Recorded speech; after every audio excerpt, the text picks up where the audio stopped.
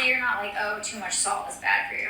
No, because here's my theory on too much salt. Number one, Celtic sea salt is very, very different than table salt. Okay, I don't use table salt. Table salt, which a lot of restaurants use, it's basically purely sodium. Whereas if you're getting a Himalayan salt or a Celtic salt, it has magnesium, potassium, and sodium balance.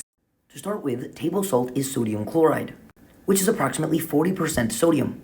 The other 60% is the chloride portion of sodium chloride. If you look at the mineral analysis on Celtic sea salt, it contains 31.2% sodium and very minuscule quantities of calcium, magnesium, and potassium.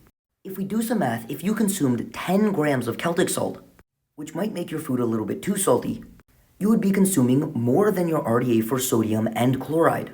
But you would be getting about 1/50th of your RDA for calcium, 1/15th of your RDA for magnesium, and 1/350th of your RDA for potassium, essentially indicating that these trace micronutrients would have little to no effect on your overall intake of calcium, magnesium, and potassium. Two more caveats I would like to make is most table salt is iodized, whereas Celtic salt essentially contains no iodine.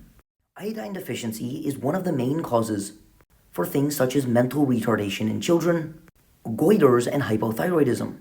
And the use of iodized salt is an effective means of improving iodine status, and has decreased the number of countries classified as iodine deficient from 113 to just 19 in about 25 years. So when switching to Celtic sea salt, you may accidentally be predisposing yourself to an iodine deficiency.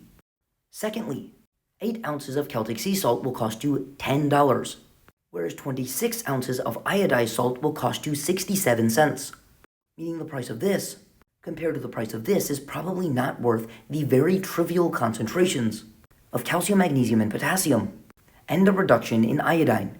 And finally, there was one study comparing the use of Himalayan salts to common table salts on blood pressure in hypertensive individuals, finding that the consumption of novel salts such as sea salt shows no improvements to normal table salt on blood pressure, one of the main reasons people are hesitant about the consumption of salt.